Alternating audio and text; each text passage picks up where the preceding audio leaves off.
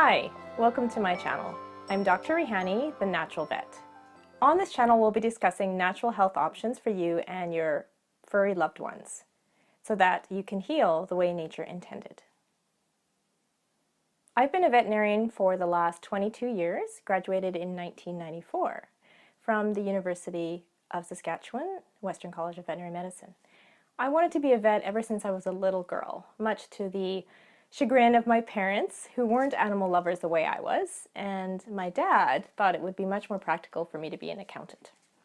He tried numerous times to convince me, but it did not work. So in 1994, my dreams came true when I graduated from the Western College with my degree in veterinary medicine. Before that, I attended UBC and studied animal science there with honors. Once I finished vet school, I opened my own practice in 1997, Port Moody Animal Hospital, with a colleague. I was really excited to help animals heal. After about 10 years of regular practice, I became quite discouraged with the results I was getting with regular conventional care. My concern was that many animals needed to be on long-term medications to treat their diseases for the rest of their lives, and these medications had serious side effects which would actually cause more disease in the animals. I just felt I wasn't actually healing these animals, but I didn't know any other way that would work. I had heard about homeopathy, but I didn't understand it, and frankly, I thought it was all quackery. It did not make sense to me. But when we're frustrated, we look for more options. So I decided to check out a clinic in Vancouver that was using homeopathy and holistic medicine to see if there was any valid points to this medicine or not. And volunteering at that clinic was a life-changing moment for me. I was shocked by what I saw. These were animals that had significant diseases and were treated with homeopathic medicine, and they were changing. They were improving right before my eyes, and I couldn't explain it. Being a scientist, I realized, means we have to have an open mind, and when I saw something that I could not understand, I decided that if I'm a true scientist, I have to find out more. So I enrolled in the Vancouver Homeopathic Academy to find out what is this homeopathy that I'm seeing work so well. And I was lucky enough to study with one of the great masters of homeopathy named Murray Feldman. And during our foundation year, I realized that homeopathy is extremely scientific. It's been well studied, and it is not placebo. And we know that with animals, there is no placebo effect because they don't know what we've given them. And similar to small children who can't speak, there is no placebo with those. So when we see an animal that's vomiting and we give them a remedy and the vomiting stops and they start eating within a few seconds, whereas conventionally that would have taken probably a day, that's not placebo. I had what I would say is a life-changing experience happen to me. I still remember it to this day. It was Sunday morning, about 8:30. I was still in my pajamas, and my oldest child at the time was about 3 years old. The phone rang, and I picked it up. It was a good friend of mine, Sam. As soon as I spoke with her and heard her voice, I knew something was seriously wrong. She said to me, "There's a problem with Prince. His eyes are doing funny things and he's falling all over the place." Prince was a very old cat that Sam had adopted. We didn't know his age, but he was probably at least 13 to 15 years old. And from the brief description she gave to me on the phone, I suspected that Prince had had what we call a thromboembolism, or a cerebral accident of the brain, meaning that there was a clot or some bleeding going on in the brain causing neurological symptoms. So on listening to what she said, I recommended that she take Prince to an emergency veterinarian right away. As it turned out, I was working now or volunteering at this holistic clinic, and I didn't even have any equipment with me, including a stethoscope, which I had left at the clinic over the weekend. So she said to me, "Well, I will do that, but I really value your opinion. Could you take a look at him for me?" And I said, "Of course." So she said, "I will be there right away." She hung up the phone, I hung up the phone, and what happened? I started to panic because I didn't have anything with me, no stethoscope, nothing. And then a little voice in the back of my head said, "Well, you have your homeopathic remedies." And I was like, "I do have those, but would they work on something like this?" And I had no idea. So quickly I pulled out my books and looked as fast as I could for anything that indicated brain trauma. So I looked at concussion, bleeding, aneurysm, cerebral accident, anything that would give me some idea of what to use in a situation like this. And interestingly, two remedies kept coming up over and over again. The first one is called aconite, which is a homeopathic remedy we use for trauma, panic, especially when the patient has a fear of death and the accident has come on very quickly. It's also a great remedy for bleeding of the brain.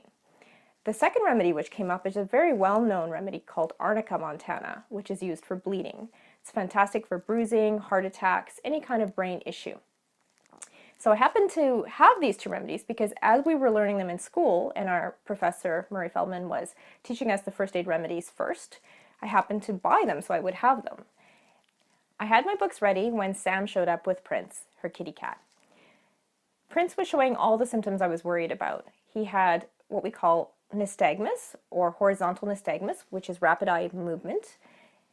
He was circling to the left, which indicates the side of the brain that has the lesion, and he was in severe distress because he was open-mouth breathing, which is never a good sign in a kitty cat.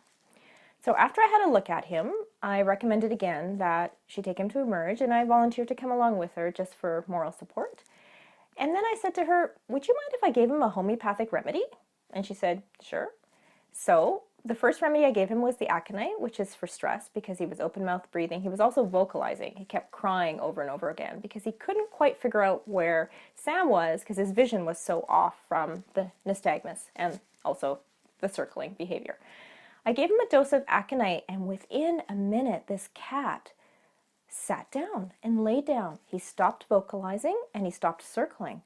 I was kind of shocked. I really was not expecting the remedy to do much. So then, of course, being a scientist, I gave a dose to my friend Sam. Why not? She was freaking out. I mean, her cat was in distress and she was panicking. And within a minute or two, she started to calm down too. And she started to make jokes. And I was like, okay, this is bizarre. There's something to this. So within a few minutes, we packed up and we went off to the Emerge Clinic. And before we did that, I gave him a dose of arnica. When we got to the Emerge Clinic, which was about a 20-minute drive on a Sunday morning, and got out, I noticed that Prince's horizontal nystagmus, rapid eye movement, was actually slower. And I kept thinking to myself, is it really slower, or am I just really wanting this to work so it's wishful thinking that it's slower?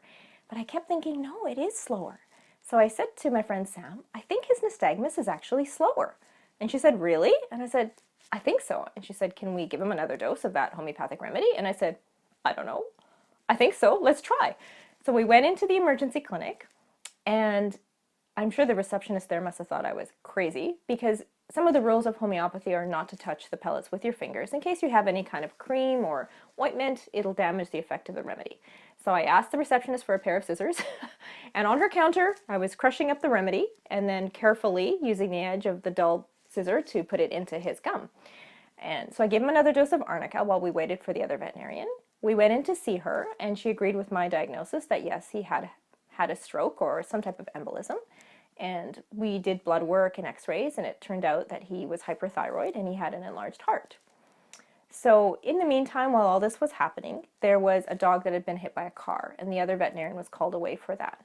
When she came back about 20 minutes later after looking after the hit by car dog, I noticed that Prince could now see my friend, walk in a straight line, and sit right beside her. His rapid eye movement was completely gone. Now, I had confided in the veterinarian and mentioned to her that I'd given him a dose of aconite and arnica, and she seemed pretty open about it at the beginning of the consult, so I wasn't too worried. When she came back in, I said to her, look at him. He has no symptoms. And she looked at him, and my friend Sam said, have you ever seen that? And she said, in 20 years, I've never seen that.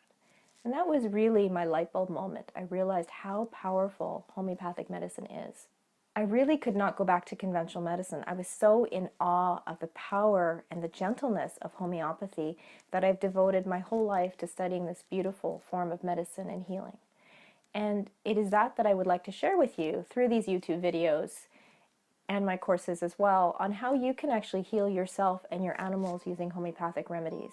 Because these beautiful forms of medicine have no side effects and they encourage the body to heal itself. And really, there is nothing better than to encourage the body to heal itself.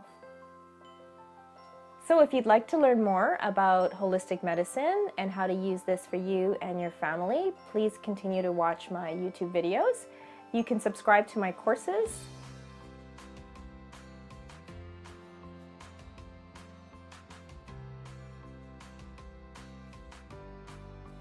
I'm looking there. Okay, good. I forgot what I was going to say. I became quite discouraged with the results. There was... Okay. Can you just give me a second? Which is not a good sign in a kitty cat.